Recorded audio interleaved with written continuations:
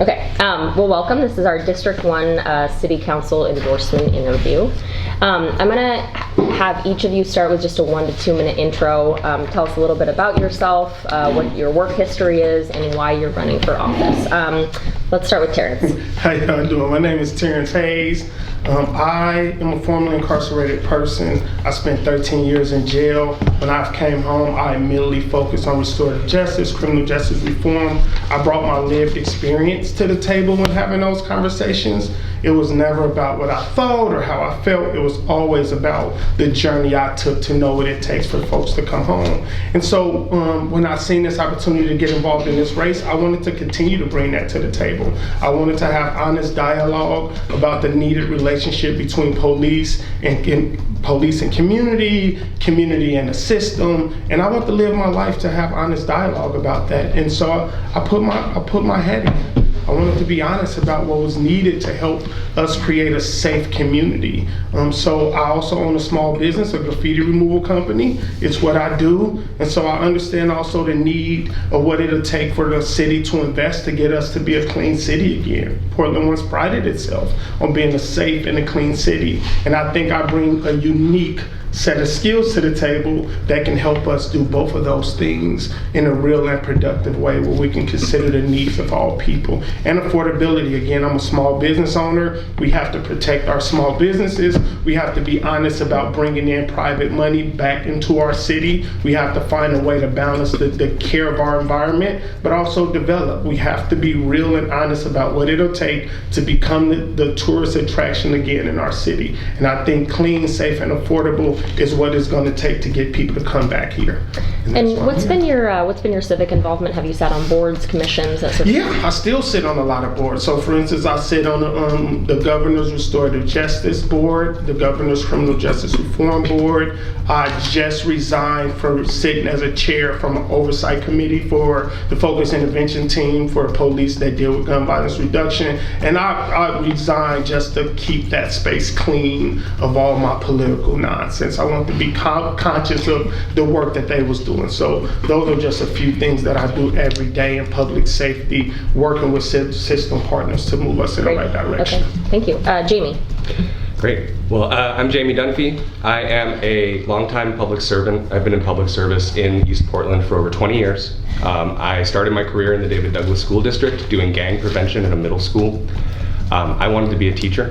That was my goal. But the system was so deeply broken, and I watched it fail some of the most at-risk kids that I've ever seen, and I couldn't be a part of it. And I changed my career to focus on public service to try and fix that system. I spent 10 years of my career working for two of, I would argue, the best elected officials our region has had. I worked for 5 years for U.S. Senator Jeff Merkley, working on housing, education, and mostly Social Security, trying to help people who were applying for disability benefits and were sick but not sick enough, and poor but not poor enough. Senator Merkley is a phenomenal person to work for. Congress is a terrible place to work. And so I left after 5 years, and I took a position working for Portland City Commissioner Nick Fish. And I was Nick Fish's senior policy director for the last 5 years of his life. Commissioner Fish was in charge of the Water Bureau and the Environmental Services Bureau for the most of the time that I was there. And he always had one person who worked on water, he had one person who worked on BES, and anything that he'd have to vote on at the legislative level as a city council member, it was my responsibility to know enough about to advise him for the last 5 years. When Commissioner Fish died, I left public service. I thought I was going to be done, and I've spent the last 4 years working for the American Cancer Society as the statewide lobbyist, the Oregon Government Relations Director. But I'm running for city council specifically because I believe that I have some skills and experience that are really going to be helpful in making sure we actually land the plane. This community has a really long history of voting for forward-looking, progressive, interesting pieces of legislation and then completely screwing it up on implementation. And I don't think that our community can afford to screw this one up. Despite my better instincts, perhaps, I'm wading back into public service because I love this community, I love Portland. I have been here since I moved here to go to high school, and I haven't been able to leave since. And we have an opportunity here to actually do big things that actually changes the the way that our community feels about government and about this place. I'm willing to wade back into it one more time and try and see if I can't be useful. So, Great. What high school? Thank Grant High School. you. Tamar? Tamar Ender, a little bit about me. I'm a parent of 3 kids, including a child in the foster care system. Moved to Portland in 2013 to attend Lewis and Clark Law School. Graduated, passed the bar, and really dedicated the last 10 years of my career to serving in the public interest. Worked in local government, helped launch the Fixing Our Streets program, 10-cent local gas tax, 50% of which those dollars have gone to projects in East Portland. Helped launch the bike share program, helped launch the Fixing Our Streets program, which has really shifted. Sorry, can you slow down just a little bit? Absolutely. Okay. Yeah. Can you tell us a little bit more about these initiatives and what your involvement was? What was your role? Sure. I was a policy advisor for Commissioner Novick, and so I helped him kind of move some of these policies across the finish line.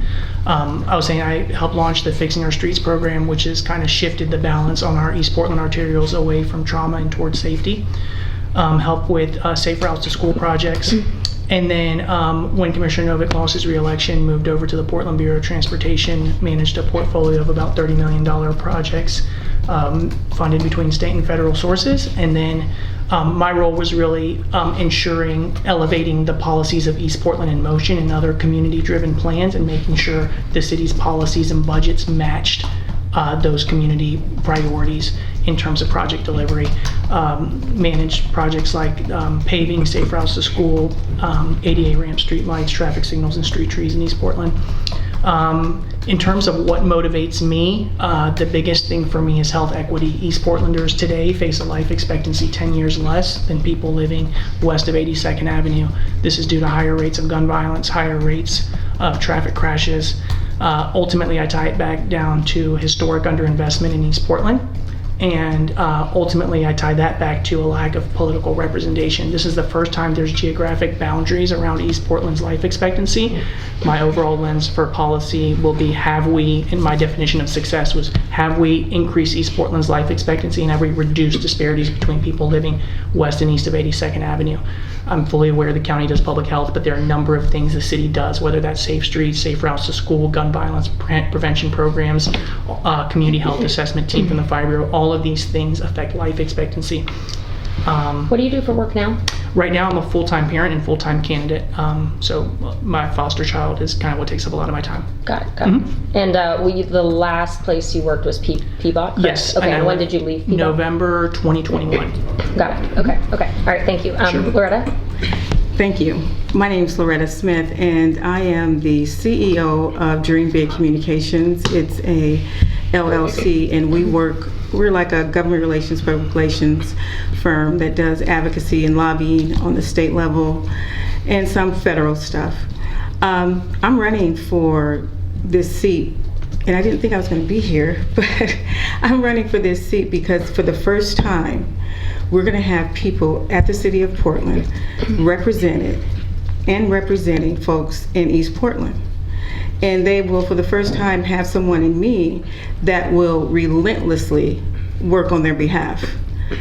I am a mother, I'm a grandmother, I'm a community person, and I'm someone who really cares about the community and making sure we get the most out of a city budget to serve our community. If you look at where the resources were being appropriated, you'll see that East Portland, we have not had the best track record of getting our sidewalks put in, infrastructure. As a county commissioner, I was a county commissioner for 8 years, twice elected. And one of the things that I pushed was taking this old dump site in the Cully neighborhood and getting that put into a really nice park. So when I asked Cully Park. Okay. And so it was on a dump site, so we had to clear it up. And the first act that I did was try to get an EIS study using county funds. And when we did that, and then I came back in the budget, and I think it was about $250,000 to help them get their project started. So that was a big lift for the county, because I had very seasoned county commissioners who were saying to me, Loretta, we don't fix parks, let the city fix their own parks, put their money, use their money. I said, but you all have to remember, this is a physical fitness desert, this is a food desert, and this is a park desert. We are the Oregon Health Authority, so we do have a role here. We can use county money, and once I convinced former Chair Jeff Cogan, and then I had to get one more vote. Just for viewers, can you give us a sense of when this was? You were on the Multnomah County Commission. Give us a sense of what office. So I ran for County Commission 2010, and I served from 2011 to 2018, and my district was basically City District 1 and 2. And I served inner northeast Portland, everything east of 84. And if you know anything about that area, they have always been underserved. They have had many issues in terms of jobs and violence, and really not having the representation to make sure that they had the resources. So when I came in, the first thing that I did is I organized the youth development organizations, and I said, what is it that you need? And they said, look, we always get one-time only money for our programs. We can't plan, we can't do anything for this community unless we get, multiple year funding from the county. And so that's what I did. I put a coalition together with NAIA, IRCO, Self-Enhancement, Latino Network, and I applied in partnership with them for federal money, and it's called the Promise Neighborhood, and got them money in the local budget, in our county budget, so that we could have the match money. You had to have real dollars. You couldn't match it with other money that you were getting. So we got money for the Promised Neighborhood, and today that program is it's a permanent program that is in the county budget, and it is serving those communities where they can help folks. The main goal is, there was a huge thing around communities of color. Our kids were not graduating from high school. So I said, why don't we expand these programs who really help these kids to graduate, who give them the mentorship, who give them the wraparound supports. Let's expand them so we can graduate our kids at a higher level. And that's what I did. And then, real quick, what kind of issues does your public relations firm work on? What kind of advocacy? We advocate for youth development organizations, try to get them money. For example, one of my clients was Albina Vision Trust. They gave me the biggest job is to go get $40 or $50 million this last short session to help them build 3,500 housing pieces over by the Coliseum. Were you the main consultant for Albina Vision Trust, or the main? Yes. Yeah, okay. Yes. Any other clients of note in recent years? I work with folks like Self-Enhancement, POIC, REAP. I have some private sector clients. Okay. But basically that was a big deal. We weren't able to get the 40 million, but we got 25 million to make sure that they had the money they needed to buy Portland Public Schools so that they can begin the development. So for me, doing stuff like this, it is who I am. And my grandparents actually lived, they were displaced. They used to live by the Coliseum. When the Coliseum came in and the highway came in, my grandparents got moved in their family, in our entire family. We were moved. So for me, it was more personal too, because if we can bring back people into the community who were displaced by government, and to be able to house them in a way that's meaningful and that they can get their own zip code, that's huge for me. Thank you. So, Candace? All right. Hello, everyone. I'm Candace Avalos, she, her pronouns. I am the daughter of Guatemalan immigrants and Black Americans from Southern Virginia. Virginia is where I'm originally from. I moved to Portland in 2013. After grad school, I started out my career as an educator. I have a master's of education, and I came to work at Portland State University. I was doing that for 8 years. And through the course of that time, working with the student government, teaching leadership and civic engagement classes, and trying to understand my new city in order to help my students advocate in the city, is how I just started to get involved. And so in 2017, I joined the Citizen Review Committee, which, as you know, is a police accountability board in the old system. And that gave me some insight into just how government works, kind of helped me put my theory of change into practice and what I was teaching my students about how they advocate for their communities. And that led me to eventually run for city council in 2020.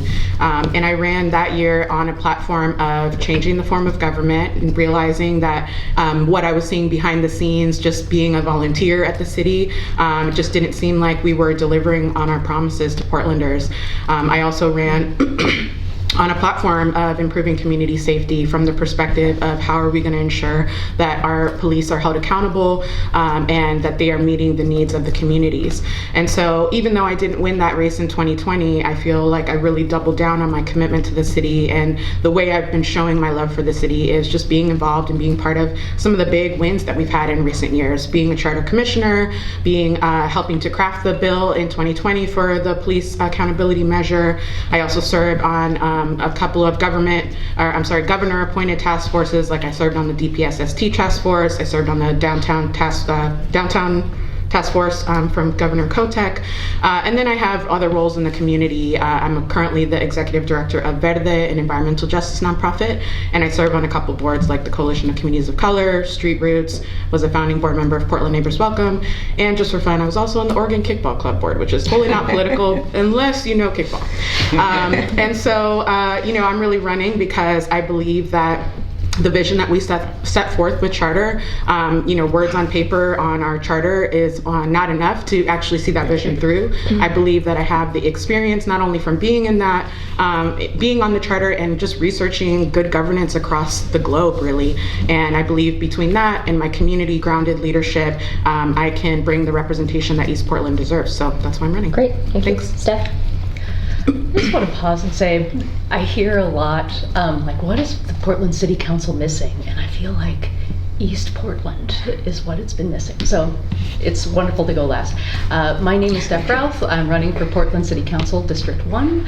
I grew up in Park Rose. I live in Lentz. I've lived east of 82nd Avenue for the majority of my life. So East Portland really helped shape me.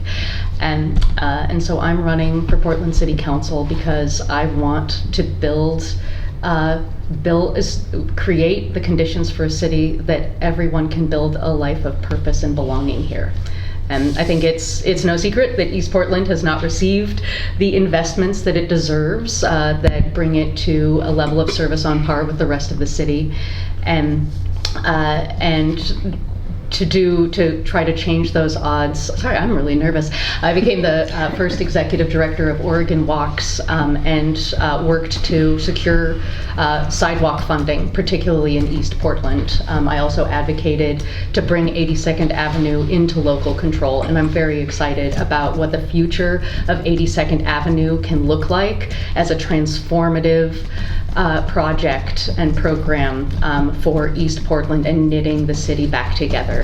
And I also have a pretty extensive experience with collaboration and coalition building, particularly for community revitalization, and such as I became a committee co-chair when the Jade District was newly forming so that we could really develop a center of gravity around neighborhood businesses and shared prosperity with neighborhoods.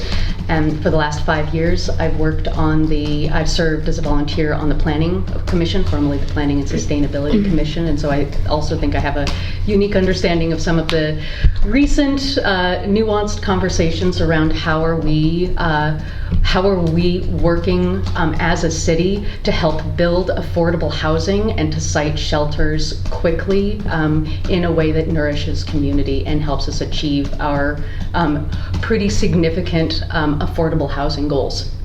Great. Really quickly, I'm going to ask each of you to just go through if you have run for office before and what the outcome of that was, and if you have served in office and what years. Steph, will go with you. No. Okay. I'm technically a public official as a planning commissioner. Okay. Never run for office though. Correct. Okay. Candace? I ran for office in 2020. I'm also technically an elected precinct committee person, if that counts. I didn't win in 2020, and those are the only times I've run. Now it's city council, correct? Correct. Okay. Loretta? I ran for county commission in 2010 for the first time, and I won again in 2014 for Multnomah County Commission before I was termed out. I ran for city council in 2018, 2020, and Congress in 2022. My previous runs for city council, I did not win. Okay, great. Tamar? Got elected as a precinct committee person in May 2024, and that's my only elected Great, thank you. Jamie? I was a precinct committee person for the Multnomah County Democrats in 2012, Okay. but stepped away because of my public service. Never run for office? Never run for other office. Okay, Terrence? No. And sorry, I'm also a precinct committee person. Currently serving. I'm also an elected precinct. Okay, Yes, great, precinct okay. committee. Why don't I get to be one? You can write yourself in and you'll get it. Okay, again, since we have 6 of you guys here and we have a lot of ground to cover, just if I interrupt any of you, I promise I'm not trying to be rude, we just sort of have to keep it going. So just gonna preface that because I think I may have to do that. Briefly, what's the first policy, under this new form of government, you guys are gonna be legislators more than you are managers, bureau managers. What's the first policy you would bring to the city council if elected? And Steph, we'll start with you.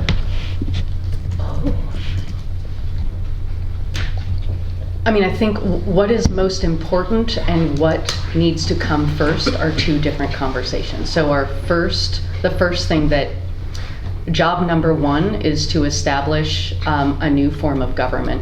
And so I think defining and setting up committees. Okay. That's a really technical, wonky answer. That's all right.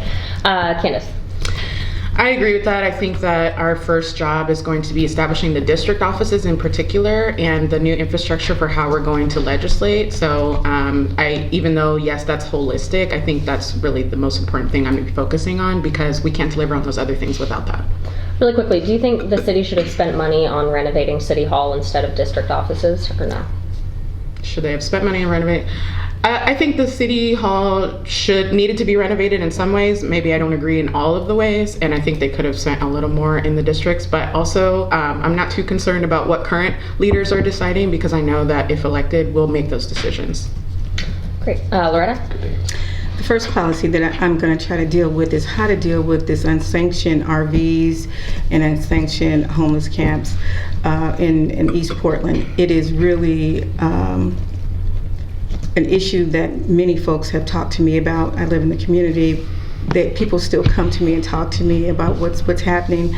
And I live off of Sandy Boulevard, and it is such a huge problem. It looks like some sort of flea market down Sandy. They start at 162nd and they go all the way down to 142nd, and when they get tagged, they just move from the place that they were there before. So we have to have some really strict policies to deal with public safety, and those are the issues that I'm going to start on first. Yes, we're going to do this infrastructure stuff, but in terms of policies that I think that we need to address first, we need to address the public safety piece. And what first. would be your policy? I mean, we have a camping ban. I believe Yes. the city has started to be more aggressive with enforcing rules around RVs and car camping. So what would your policy But we look haven't like? moved them. It hasn't worked. We need to figure out most of these RVs are hazmat eligible. So we need to find either our property or others so that they can have a space and a place where they can camp with the RVs. There are no places where we can put folks that have been put in place yet, and we need to identify those properties. And it doesn't mean that they all have to go there, but we need to figure out what's best for the community because it's not safe for them in terms of a health aspect. When I wake up in the morning, there are all kind of folks. I'm on the corner. There are all kind of folks laying on the side of my fence because they don't have any place to go. So, and I don't want to belabor the point, but what would you ask your council colleagues to pass specifically that the city doesn't Specifically, have? we need to, 1, identify places for RVs to go. 2, get them out of those RVs because they're not healthy inside. And it's not safe for the people who are walking. My grandkids, they walk to school in the morning, a block away. And sometimes I have to just take them and sit them in the car until their bus comes. So it's not safe, and they are actually, engaged by the people who are living on the streets. So for me and other families, they don't feel safe. And that's what we have to deal with first. Great, thank you. Tamar? I'd like to see us move closer to a housing first approach in terms of city policy. So that includes rent assistance, wraparound services, moving people directly into housing. There is a role of shelter, and we need to continue the shelter to housing continuum. But from my experience talking to housing providers like Path Home, which is located in our district at Lentz in 92nd, A lot of the people, 70% of the people they serve are working families. A number of these people who are using these services have kids, and their placement rate for people is 90 days. And so the more we can move towards a permanent housing approach, and I think that's going to be huge in terms of affordability. And then also we have to address the root cause, which is why I'm a strong supporter of programs like the Inner East Side for All, which seeks to increase density and affordability in Inner Portland, which reduces displacement pressure in East Portland as people continue to move east. And then the other benefit of Inner East Side for All is, it has greater tree canopy, greater access to public transit, and low displacement risk. And so affordability and housing would be my top priority. So rent assistance is very much a Multnomah County thing. How does the city factor into this? And again, to be more specific about what policy what is a policy shifting the city's approach to housing first versus shelter? What does that look like, if you could be more specific? Sure. So, the city has shelter sites that it creates. So what I would do is, in terms of the IGA with Multnomah County, the intergovernmental agreement, working toward, getting places, apartments or motels, and then having people move in there, supporting programs like Path Home, which is in our district, that provide some of those services, because I think they do a great job. And so kind of policies that move us toward a housing first approach. Would you decrease our shelter capacity right now? I wouldn't decrease it right now, no. But I think any new funds I would prioritize toward. So no new shelter? Yeah. Okay. We already have a housing sorry, first. we're got to keep it moving a little bit, Okay, but that's we'll talk more about this. Jamie? My colleagues have done a good job of saying that the first job is we set up the form of government and we figure out how to actually move the ball. The first priority is going to be talking about dealing with the humanitarian crises that are happening on the streets, of course. But I'm going to answer your question how you are asking for it. My first policy that I will personally champion to introduce is the repeal of Title 14A30.1.1.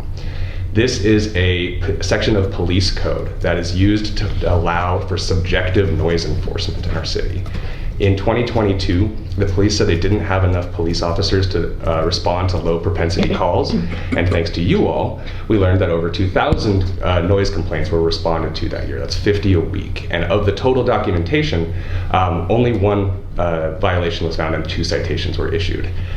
This is a thing that the music community has been talking about for a long time. It is how police are allowed to walk into a music venue and determine something is plainly audible. And the police already have the authority to enforce Title 18, which has both a objective, scientific-based standard, but also has a subjective standard, but with documentation. We want the police to move towards using the rights that they already have under Title 18, and also recognize that noise enforcement should not be done by an armed officer. That should be the role of a technician. That should be the sound technicians from the noise office. So I would repeal 14A30.1.1. Thank you. Terrence?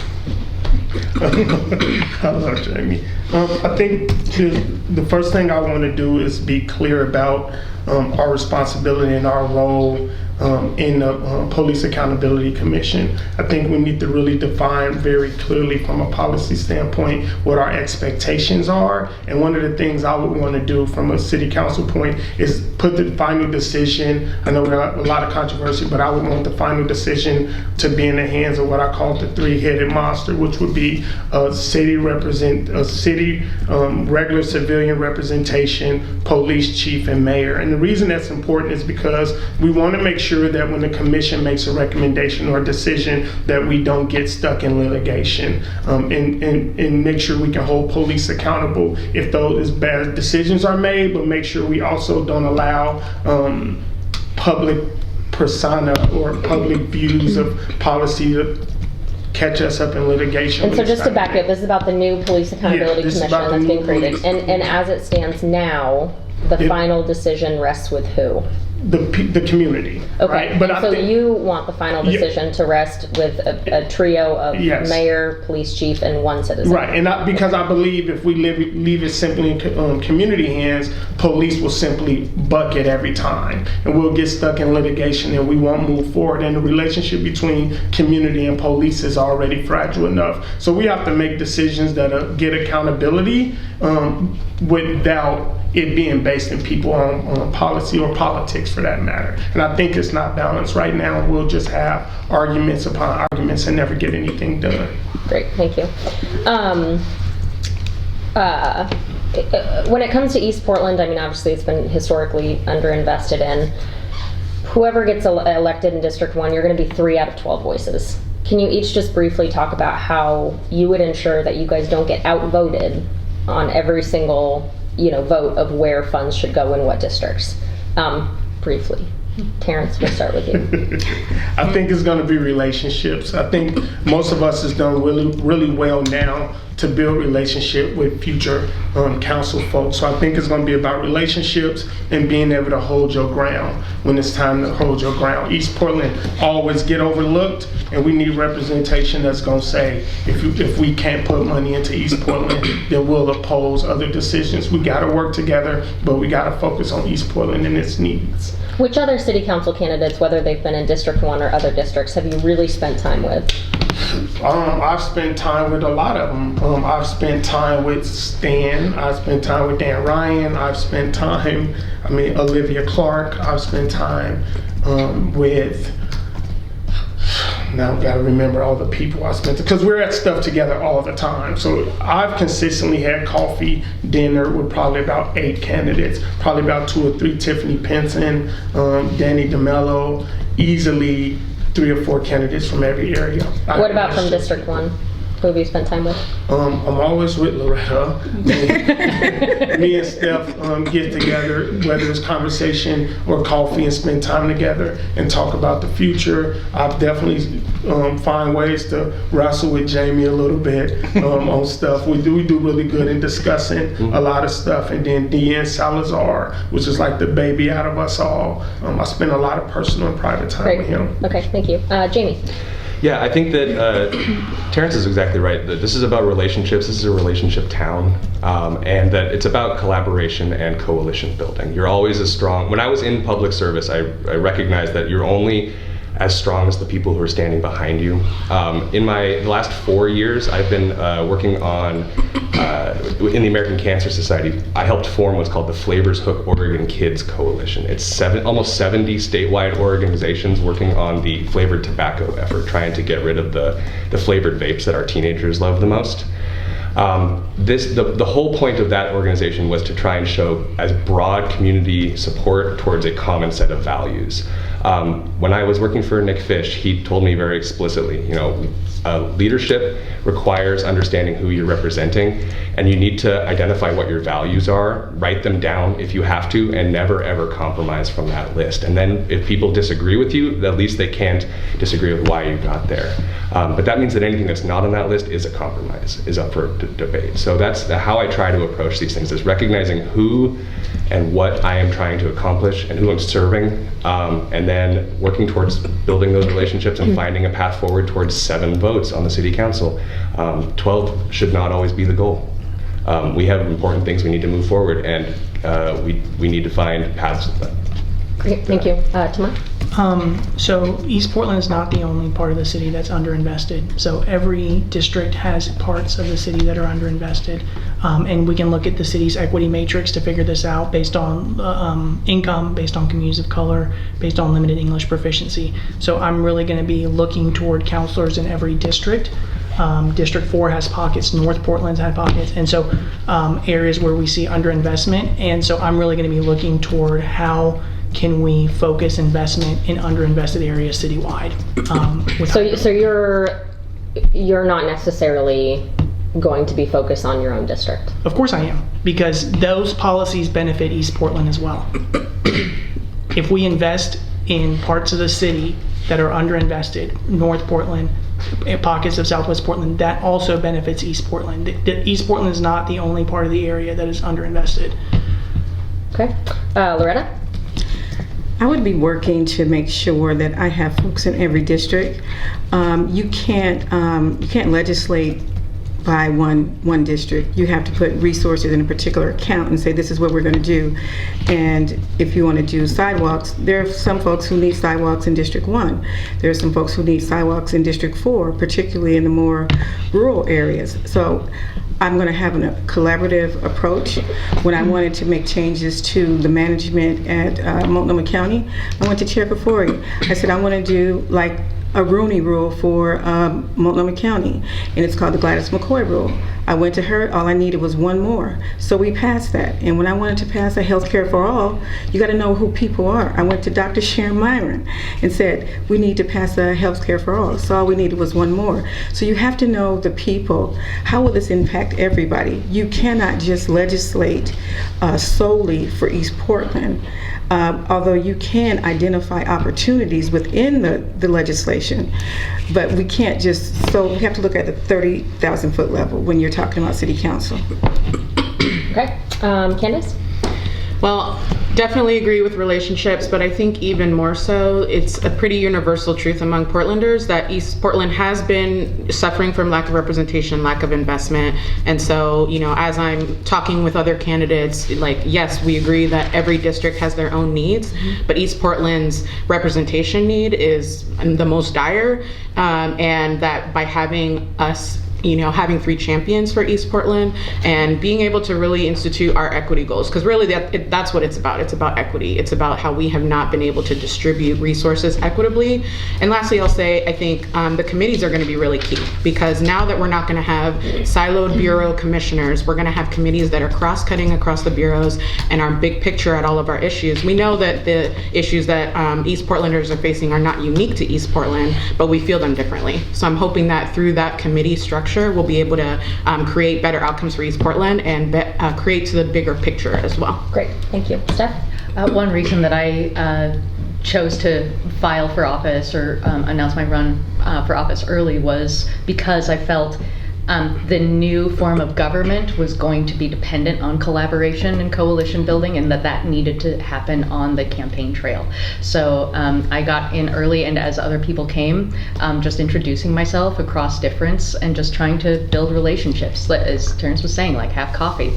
And so I've had developed relationships with a lot of folks, and it's wonderful. I think one way I like to approach, and one thing that I've learned around coalition building, is really listening and coming into any conversation with the ideas of curiosity, of, you know, what do I have to learn from this conversation? And also, what might I be wrong about? And to challenge my own assumptions in that.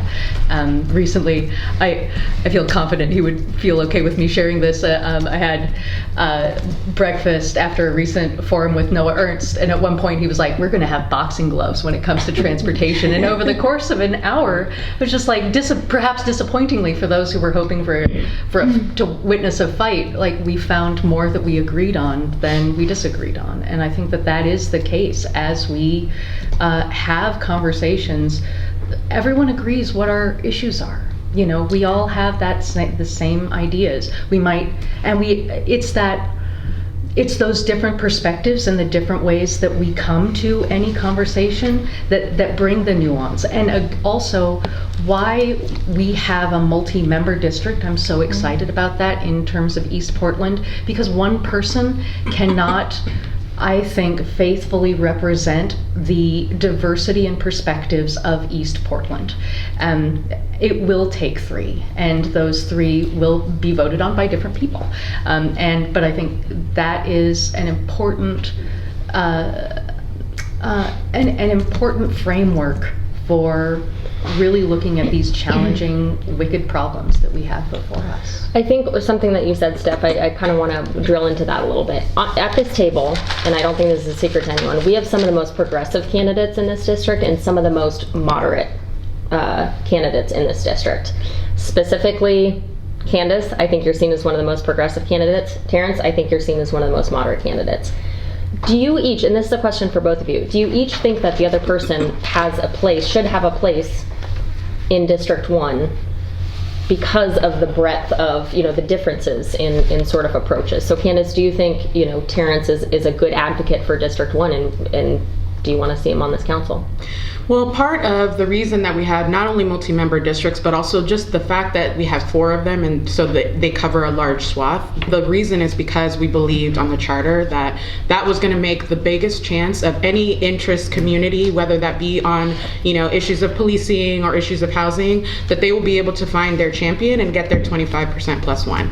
So I think ultimately the system is designed to encourage different voices. It's designed to encourage communities to rise up and get behind their person, and Terrence's perspective is important to the conversation, especially in a district that has been historically ignored. You look at the numbers of our district compared to all of the other ones. We have 40% non-affiliated voters compared to 20. We have 20% registered Republicans compared to 5. And so we are very clearly the wild, wild east over here. We don't know what's going to happen. But what I do know is that because we have been underinvesting in East Portland, people are not knocking on those doors. And when I knock on doors in East Portland, not only am I hearing often, nobody's ever asked me what I think, but I'm seeing myself and my values reflected on that doorstep. And so I think that there's a lot we're going to learn about East Portland, not just this cycle, but in the future. And I hope that that will show that we're going to be able to elect 3 different people that will represent the swath of East Portland's opinions.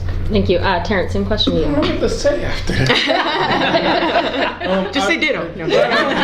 No, what I'll say is that I agree. There's a lot of different voices in East Portland, and despite differences, and I think that's generally like in public safety more than like all the other things we could talk about. I think that there's a lot of folks that it's important that Kansas's voice is on that council, and so I'm waiting on what the city say, and I'm gonna ride it out with whoever the city decides. There ain't no person that don't have the experience and knowledge to represent. When all the political talk is over, each of these individuals brings something dope and unique to the table, and if the people decide, then me and Candace will work together and we'll fight together to really represent East Portland. Tamara and Steph, you both have been in the transportation space for a long time. I think if you were to look at your resumes on paper, there are definitely similarities. I think there's something to be said that, District 1 voters might not want or might not vote for 2 people who are really steeped in that transportation space, especially when they have quite a few candidates to sift through. Can you guys each tell me a little bit about how you would distinguish yourself from that other candidate? Sure. Yeah. I'm not running on a transportation platform. I think what I've shown through my experience is that I'm able to pass policies that meet the needs of East Portland. I'm able to ensure community articulated goals are reflected in city budgets and programs. And so for me, that's how transportation comes in. It's a way of aligning city goals, priorities, and budgets to meet the needs of East Portland. And I mean, it is true that East Portland has had a lot of deficiencies related to transportation, and I'm proud to have worked on those over the years. Things like safe routes to school and paving projects, curb ramps, traffic signals, crosswalks. And those experiences allowed me to work with neighborhood groups, build relationships, communities of color, immigrants and refugees, small business owners. So I'm very privileged to have had those experiences, because when you work at transportation, you're everyone's neighbor. You're touching people's front door, you're building sidewalks, etc., the bioswales. And so for me, it's just a background and experience that and allows me to continue my effort in public service. Thank you. Steph? So I feel what does differentiate us, I've worked more on the community-based side in terms of advocacy and building coalitions around that. I don't know if you would, I'm also looking for, sure, if you would agree with that. Serving as the executive director of Oregon Walks, it's been more of our work is of influence. It is not of direct implementation, and so I think that is a point of difference between us. And also I've worked more on the policy side. So for example, sitting on a rulemaking advisory committee for oversized freight in the state. Because we all know that freight is not just linear, it is also dimensional, and manufactured homes and wind turbines also need to get to their final destination. So I think I have more in terms of policy experience, and I think Timur has more of, an understanding of what it takes to implement some of a lot of those projects. Can I ask a transportation related thing? So one thing that really distinguishes East Portland is the dirt roads that are full of potholes. If I understand it correctly, if you want to pave your street now, that's up to the people who live on the street. They've put the bill, right? Is there anything that the council could do to expedite this or take that burden off of homeowners? This is for everybody. You have to be a transportation person. Because this is a conversation I had on someone's porch this past weekend where they were like, have you gone one block over? And I think one thing, because also I'd like to take a ribbon of that, which is sidewalk, because sidewalks are not just the street is owned by the city. The sidewalk maintenance is the jurisdiction, is the responsibility of the adjacent property owner, which is a huge burden to particularly people who are, what one might call house rich, cash poor, and the fact that is in other cities, that is not the case. I think one opportunity is East Portland is looking at about potentially $60 million of tree canopy funding through the Portland Clean Energy Fund, or PCEF. And I think that is an opportunity because a lot of those will be street trees. They will be in the right of way. I think it's an interesting opportunity to use that as a mechanism to have a conversation about how and when can the city take on sidewalks back into the city jurisdiction and control. Yeah, I would just add really simply, I don't think homeowners should have to fix sidewalks at all. And that's a policy issue that we should be addressing. If it's public right of way, the government should be making sure we're already paying taxes to flip the damn bill. It's a bit ridiculous that homeowners should be expected to redo concrete. It's people can't afford that when they're being tax heavy. So we need to take public right of ways back, and we need to be responsible for its maintenance. You got to find the money though, right? Yeah. We keep finding money for stuff. I think we need to find money to serve community. That's why it's important to have representation. Is PCEF money a possibility there because you'd be encouraging people to maybe walk or bike more? I'm not a PCEF specialist. I want to be sure. Not the PCEF. There's a lot of money there. No. Do you want my opinion? Yeah. That is definitely an area of discussion amongst our coalition. I go to Friends of PCEF meetings every single week, and we talk about what is the potential of PCEF, what do we see as us needing to shift, the direction and how they're allocating those dollars. So we've talked about the safe streets, and that being a good example of being in the middle. It's like it has a very clear climate nexus, and it has a just general need that we can use these dollars to address that we have historically not had enough money to address. So I think there's opportunities for that as long as we're continuing to stay in the mission, and I don't think that necessarily deters too far from PCEF's mission.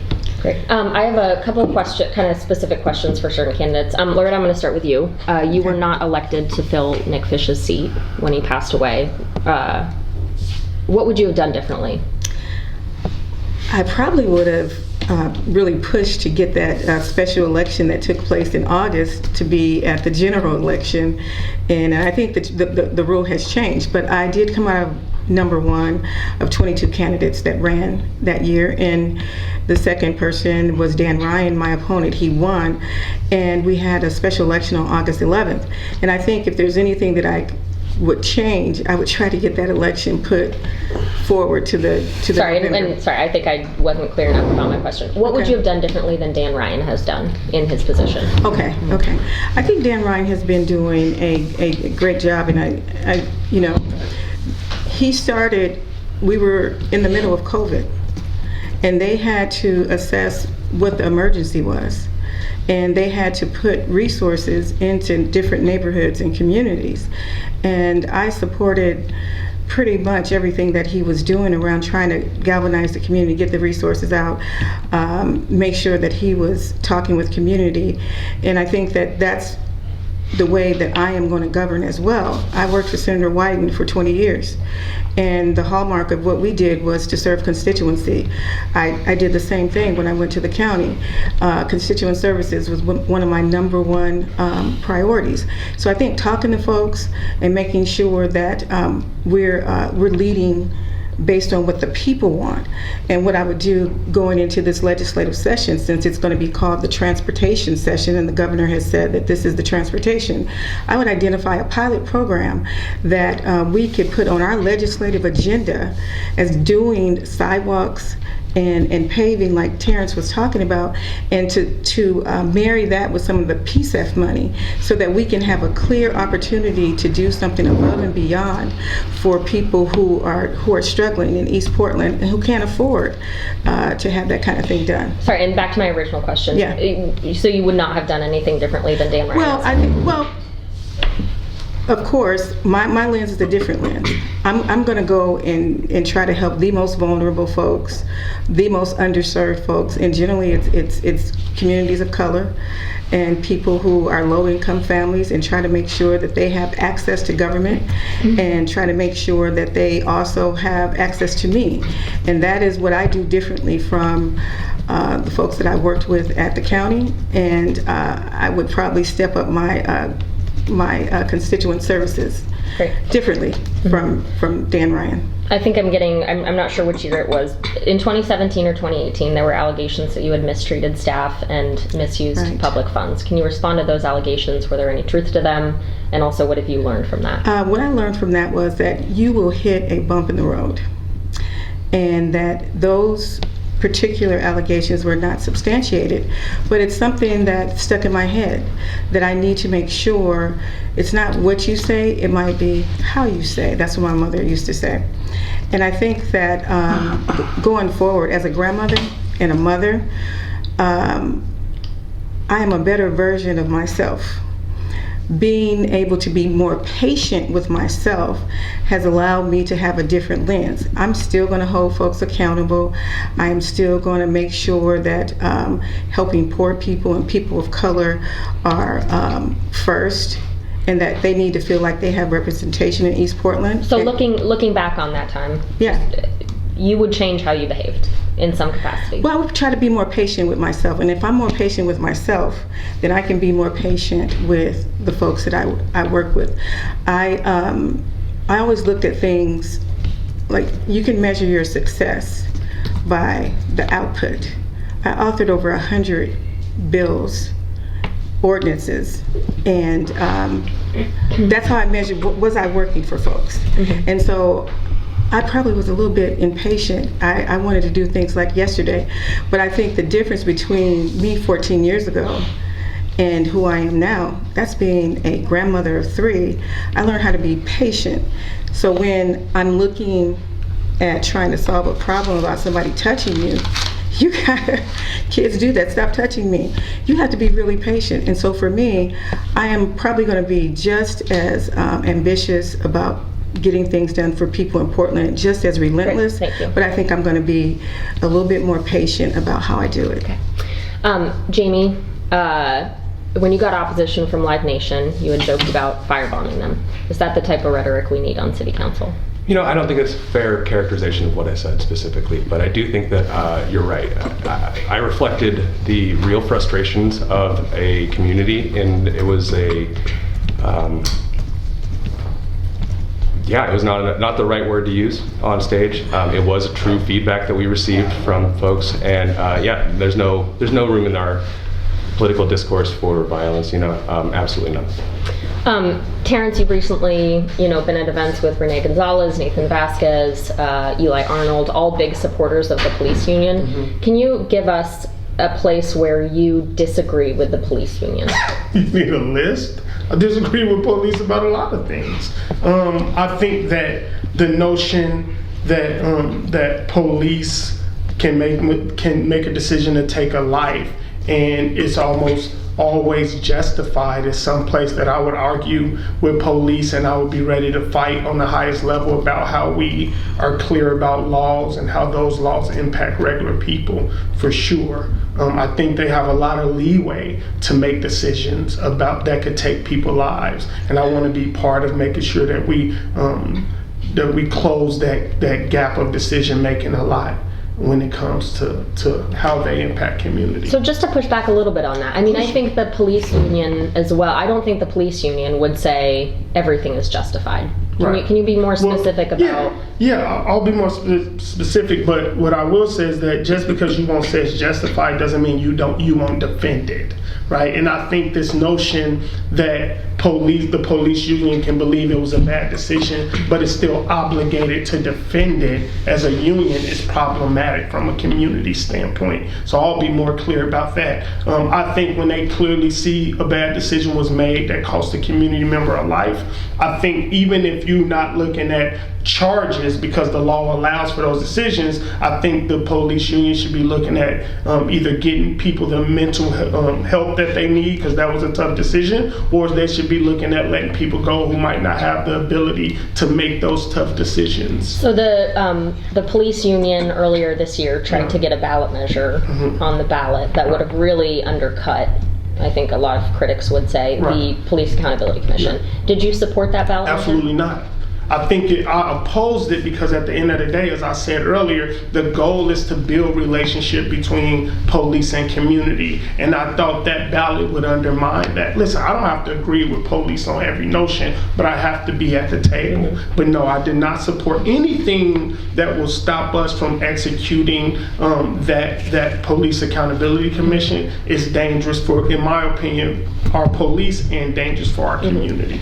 And your cousin, Quanice Hayes, was killed by a Portland police officer. Yeah. I think a lot of people look at you and it doesn't totally make sense that you are a really big supporter of police and that you are, tight with the police union.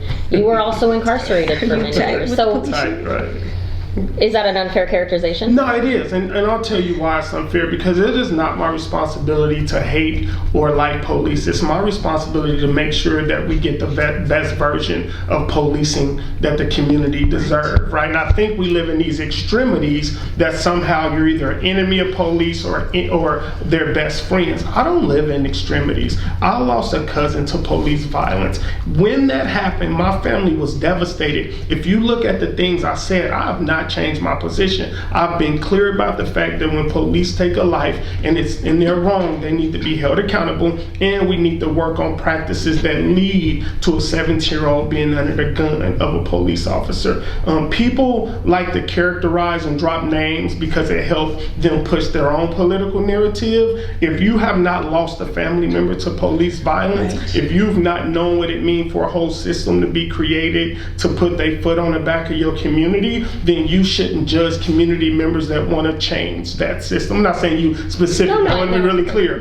People often want to categorize me because I don't fit into the boxes that they have created for black men. And that is problematic. And those same boxes is the same boxes that's been created to keep young black men down. I reject any notion that I, as a black man, should not see the same level of protection from police officers that my white counterparts see. And if I reject police, if I don't get at the table with those officers, I won't get that same level of service in the community. I've challenged officers to have a heart for young men. And I'll end it with this. One of the biggest things I taught when I was as I was a chair working with the FIT team, was that when they pull over a young black or brown man and they're nervous, don't assume criminality. There's a narrative that makes that young man nervous. And if you put a little bit of effort, you can help bring them down, which is how you're doing. So we have to change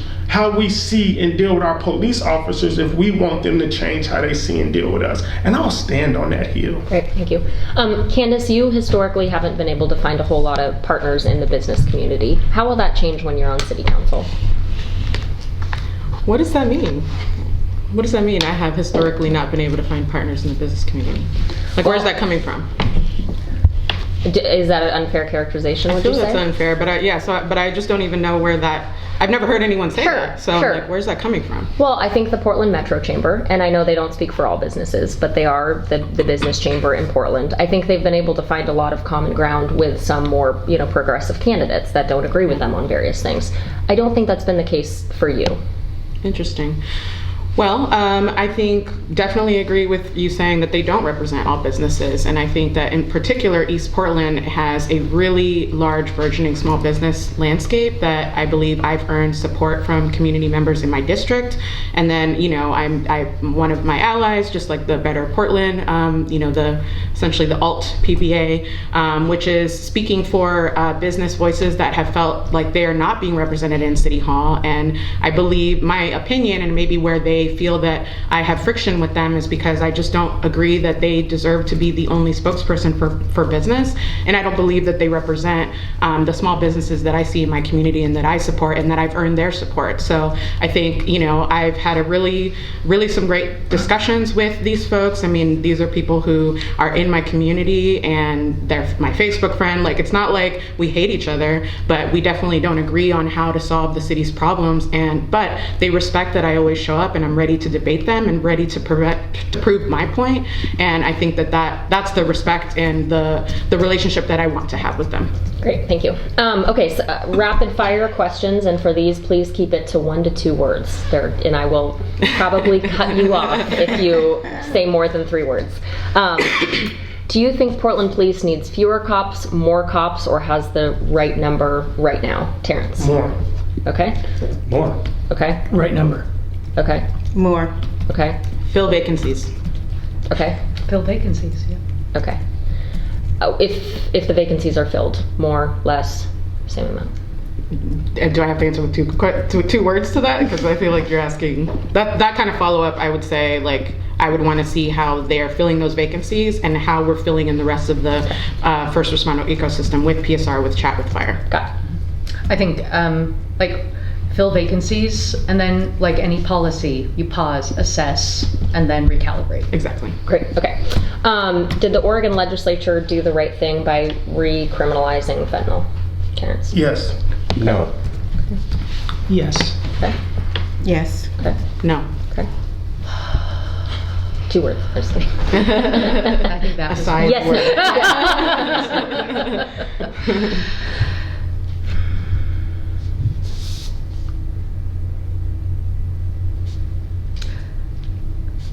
I'm going to do it really fast without going past two words. I recognize the frustration that people are having. I think that fundamentally we need to be really focusing, however we are rolling out 4002, that addiction is a health issue. It is not a crime. If you were a legislator, would you have voted yes or no?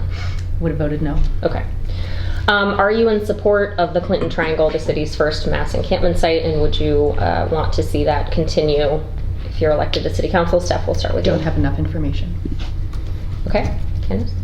Yeah, I'm like, which one is the Clinton Triangle? Is that the one with the small It's- pods, or Yeah, it's the one with like 150 pods. TAS site? Yeah, the TAS site. the website? TAS site. Temporary Temporary alternative Shelter. shelter. Oh. It's the Urban Alchemy giant site on the, Yes. in the Central East. Yeah. Gotcha. But it's the home. It's the tiny pods. Yes, correct. I think having a closed door gives people dignity, and so I support closed door solutions that include those pods. Okay, so you support the Clinton Triangle? I guess. Yeah, okay. Right? Yes. Okay. Yes. Okay. Yes. Okay. Okay. Based on your knowledge of City Hall, what is the one bureau that you think needs to be audited? Whether it's for efficiency, fiscal responsibility, leadership. Steph, we'll start with you again. Oh boy. Development services. Okay, thank you. Police Bureau. Okay. Transportation. Okay. Office of Civic and Community. Okay. Ooh, that's a good one. Yeah. I'm gonna go with parks. Okay. I want to say part. I'm gonna go BES. BES, Yeah, Environmental Bureau of Services. Environmental Okay. Services, right. Which member of the current city council do you think has done the most for this city? Terrence, we'll start with you. I like the work that Carmen Rubio has done in housing. Okay. Yeah, Commissioner Rubio. Okay. Rubio. Okay. I don't have a specific commissioner, and they all seem to be passing a fair amount, but not enough. So Okay, so- yeah, No answer. no answer. Okay, okay. Candace? Carmen Rubio. Okay. Rubio. Wow, Rubio for the win today. 4 out of 5. Not bad. Does this constitute a poll? Yeah. With a sample size of 5. We're gonna write. Yeah. An independent poll, yeah. Scientific. Do you support what the city did in rerouting PSEF dollars to fill budget gaps in city bureaus? Terrence, we'll start with you. Yeah. Okay? No. Okay. Yes, if it aligns with the mission of PSEP. Do you think it aligns with, because they've decided where to put those dollars, does it align? Yeah. Okay. Okay, Laura? Yes. Okay. I'm gonna say no. Okay. Say yes. Okay. Follow up on the rapid fires, or should I wait until after the end? Let me do a couple Wait more. till the end. I'd like to follow up. Do you support the city's camping ban? Yes or no, Steph?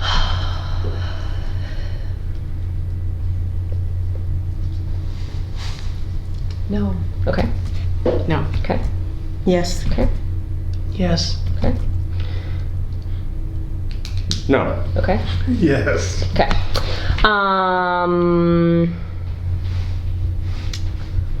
Okay, 2 more. Isn't this fun? We're having a great time. We're not sweating.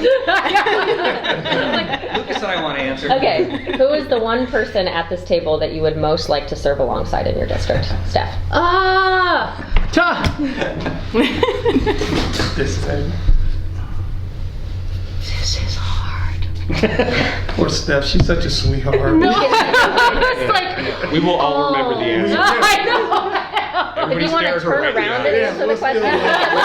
swivel your Why don't chairs. you whisper it to yourself? Yeah. We'll do the thing where you like. Yeah, you just pass a note. Yeah. Lord. 2 others. 2 others? No, that's not the. She's saying because there's 3 elected. So. Oh, no, we got to do 1. Steph. Want to come back? Okay, you can do 2. You can do 2. Okay. Steph had a struggle. She's Steph. I know. We're gonna come back to you. Great, thank you. Do I still get 1 or 2? You You can do 2. too. Let's do 2. Okay. I would love to work with Loretta and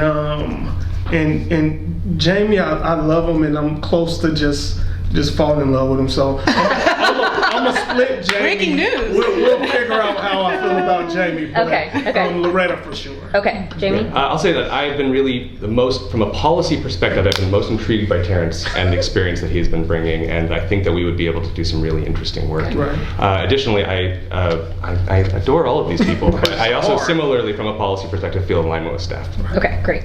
We Two all more? together so much. Steph and Candace. Steph and Candace, okay. Loretta? Terrence and Candace. Okay. Candace? I was like, I had an answer. Now it's the pressure. It's, like, it's not personal. I mean, I'm honestly making my decision on who I think I'm going to be able to not only work with, but we share a lot of our strategies and our community relationships, and that's stuff. And 1 more? Everyone has to say 2 now. Now we all have to say, Yeah. change the rules. Okay. I did that too. Did your choice change the rules? Yeah. Good one. Steph Say it again? changed the Yeah. rules. Steph did this. Yeah, I know. So you know what? No, I'm not voting for you. Yeah, fair. I don't know. Come back to me. Okay. Oh boy. I mean, I would say Candace in that we complement. Like I have transportation, land use, and Candace has a police and workforce. And then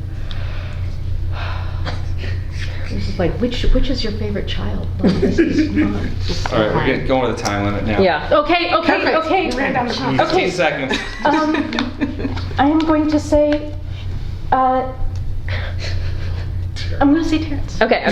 Candace, 1 Thanks for more. barely wanting me. Sorry, no. Candace, would you like a second? We don't have to. I don't think I'm not going to give it a second. Okay. All right, last question. Did you agree to or solicit swap donations from other candidates? Terrence, we'll start with you. No. Okay.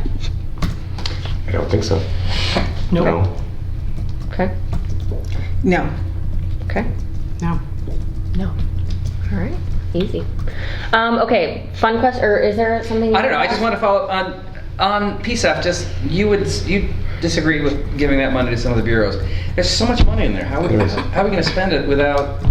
I don't think we can make that decision piecemeal. I think that project was very clearly defined, and those dollars of how they're supposed to be used are very clearly defined. And if we're going to set rules around it about what that definition is, great. Let's have that community conversation. But to do it sort of as an emergency response didn't feel true to what was actually passed by the voters. And so I think that there needs to be, if we're going to say that this is actually not specific to energy and community projects, and we're going to use it to fill budgets, we should just call it a sales tax, and let the voters call it that. Interesting.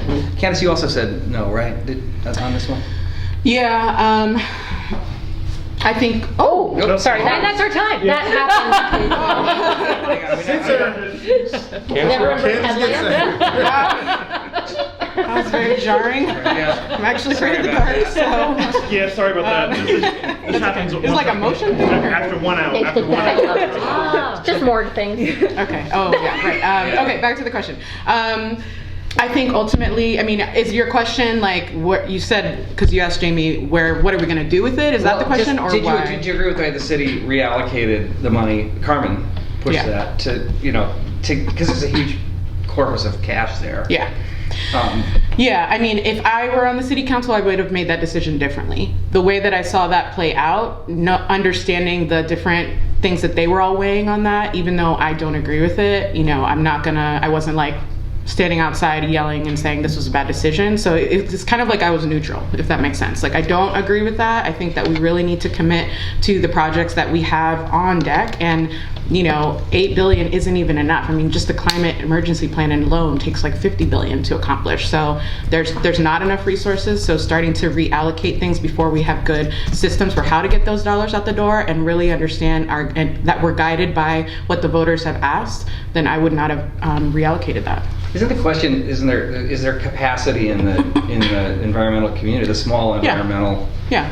Well, and I think there is, going back to the question you asked me about streets, right? You said like, oh, is there a way for PSEF to pay for streets? And I think that's one of those ways that like we could get creative. Like, there is a climate nexus there. We can still meet the intent of the voters and meet the need of Portlanders. So I think that we will likely have lots of situations where we'll have to make those decisions. And I'm always going to be guided by starting with making it climate nexus. And then, I think we all know that we have tough budget decisions we have to make. But just from this point right now, that is not a decision I would have made. Okay. Okay, we have a fun question for everyone, and this is, we actually think it's fun. What were you known for in high school? So a couple, like, class nerd, class clown. Someone had a great answer about they were, because of nepotism, they made it on varsity soccer, and they were the worst person there, and didn't play a minute all season. That kind of thing. You guys can chime in as you, invent a Dungeons and Dragons, whatever. Yeah. Just to keep it moving, Loretta, we'll start with you.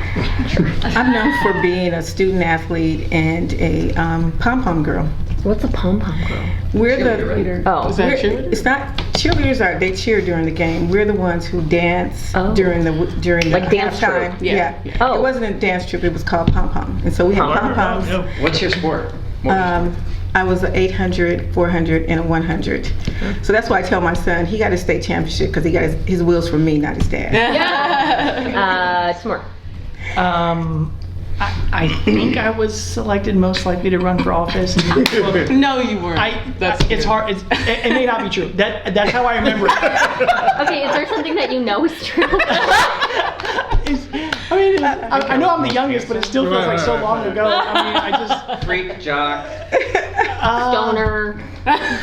There's no wrong answer. Admit on camera, were you a stoner? I don't know. I was more into athletics, so I played soccer. Yeah. Okay. Sorry, that's the best I got. Jamie? That's good. I was a punk rock tech theater kid, Nice. It's niche. I knew you. Terrence? Social butterfly. Social butterfly. I see that. Candace?